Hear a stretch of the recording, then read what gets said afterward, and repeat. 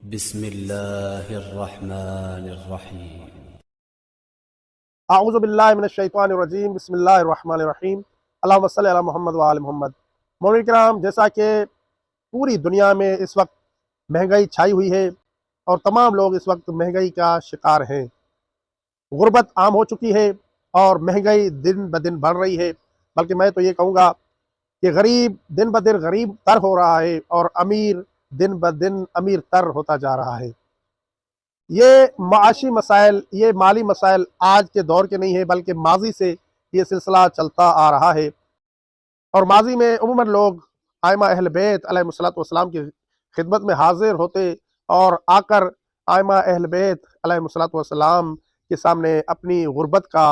شکوہ کیا کرتے تھے، اور ائمہ اہل بیت علیہ الصلوۃ والسلام سے یہ تقاضا کرتے تھے کہ ائمہ اہل بیت علیہ السلام انہیں کوئی وظیفہ بتائیں کہ جس وظیفے پر عمل کر کے وہ اپنی غربت کو مٹا سکیں۔ امام جعفر صادق علیہ الصلوۃ والسلام کے دور میں امام علیہ الصلوۃ والسلام کے پاس امام علیہ السلام کا ایک صحابی ابن عمار آیا اور آ کر امام علیہ الصلوۃ والسلام سے کہنے لگا، مولا میں غریب ہوں، تنگ دست ہوں، رزق میں کمی ہے، وسعت رزق کے لیے مجھے کوئی دعا تعلیم فرمائے، میں چاہتا ہوں کہ وہ دعا پڑھوں اور میرے رزق میں وسعت ہو جائے۔ تو مولا امام جعفر صادق علیہ الصلوۃ والسلام نے اپنے اس صحابی ابن عمار کو یہ دعا تعلیم فرمائی، اللہم ارزقنی من فضلک الواسع الحلال الطیب رزقا واسعا حلالا طیبا بلاغا للدنیا والآخرت صبا صبا ہنیئا مریا من غیر قد ولا من من احد من خلقک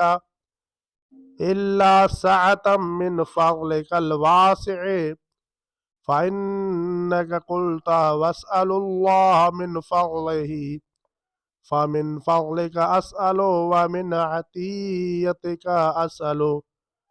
ومن يدك الملأ أسأل۔ ابن عمار کہتا ہے کہ اس سلسلے میں، یعنی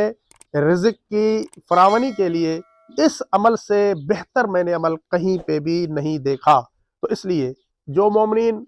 غربت کا شکار ہے، جو مومنین چاہتے ہیں کہ ان کے رزق میں وسعت ہو، تو وہ امام جعفر صادق علیہ الصلوۃ والسلام کی اس دعا کو مسلسل پڑھا کریں تو اللہ تعالیٰ ان کے روزی رزق میں اضافہ فرمائیں گے۔ اور نیچے جو وہ سبسکرائب کا بٹن ہے نا، اس کو ہٹ کرو، جلدی سے کرو